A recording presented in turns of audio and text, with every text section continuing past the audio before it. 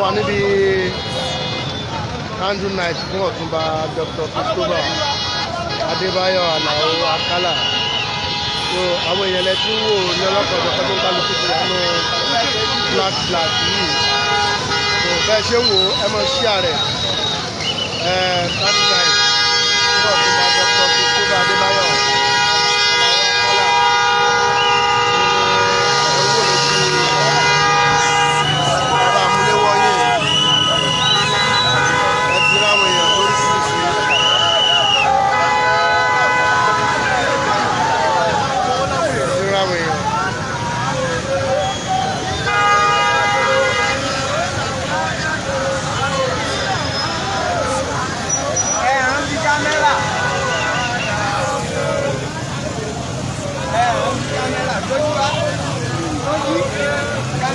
Níbi candle night fún Ọ̀túnba Adébáyọ̀ Àlàó Àkàlà.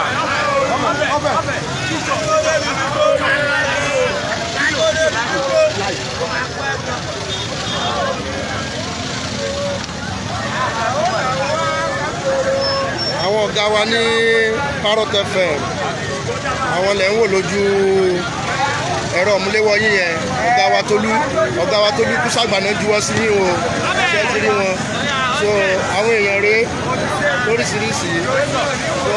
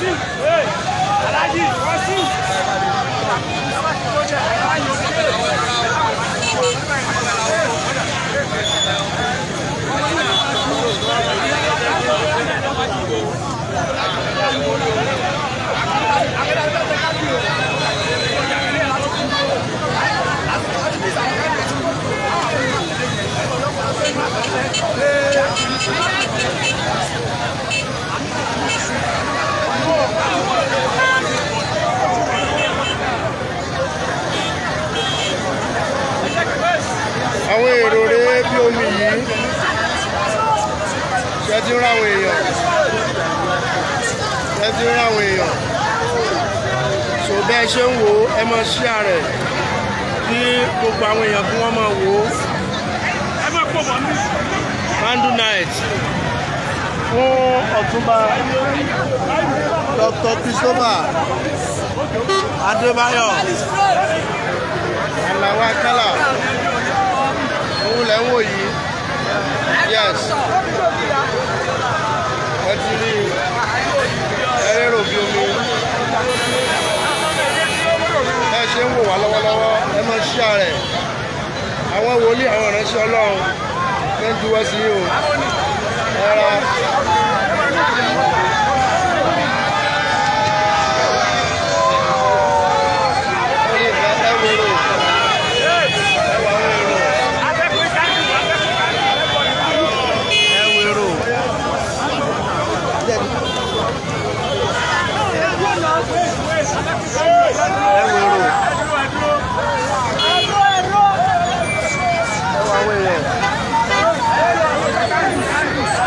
Bí omi níbi candle night fún Ọ̀túnba Dr. Christopher Adébáyọ̀ Àlàó Àkàlà rèé o, ibẹ̀ làwọn báyìí. Yes, bẹ́ẹ̀ ṣe ń wò yẹn ẹ mọ̀ gbìyànjú kẹ́ mọ̀ share rẹ̀, ẹ mọ̀ share kẹ́ mọ̀ fún ọ̀nà yó àwọn ọ̀gá ẹlẹ́ka ròyìn. àwọn lẹ́ ń wò.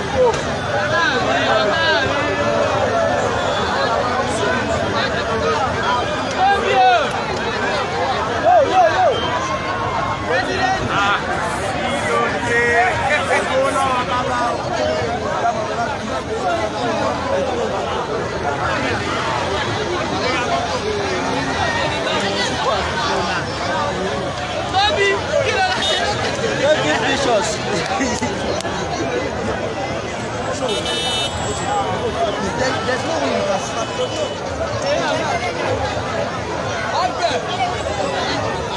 There's no way you can use your legs to stop. That's wrong.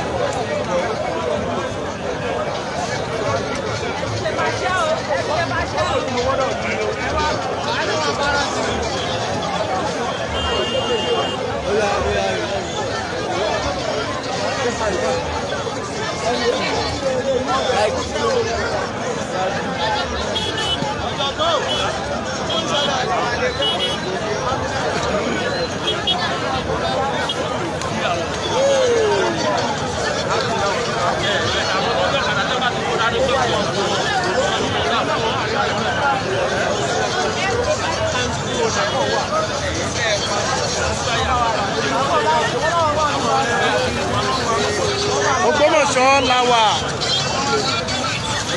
níbi candle night fún Ọ̀túnba Dr. Christopher Adébáyọ̀ Àlàó Àkàlà níbẹ̀ la wà báyìí ọlọ ọba aláàánú ó bá wa tẹ́ bàbá sí afẹ́fẹ́ rere níbi candle night la wà yìí o àwọn èrò rèé o.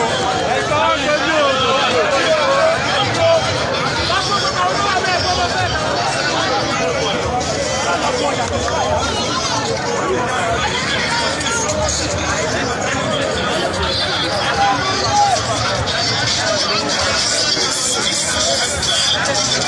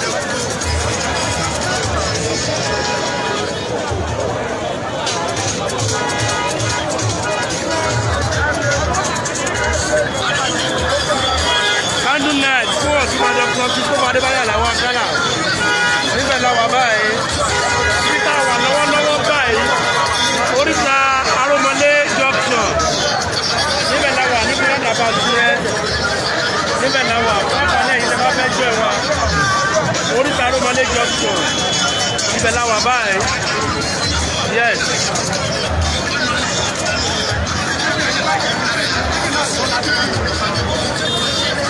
Àlàó ẹ̀kọ́ akéèkúyọ̀ ọmọ olókùn ẹ̀sìn jọ̀kọ̀tọ̀ nípa jùlọ Àlàó ó ti tẹ́ni jọ lórí bẹ́ẹ̀ yẹn bá ń jọyàn bẹ́ẹ̀ ṣe ń wò wá yẹn ẹjọ́ ẹ má bá a ṣí ààrẹ ẹ má ṣí ààrẹ ẹ má ṣí ààrẹ ẹ má ṣí ààrẹ.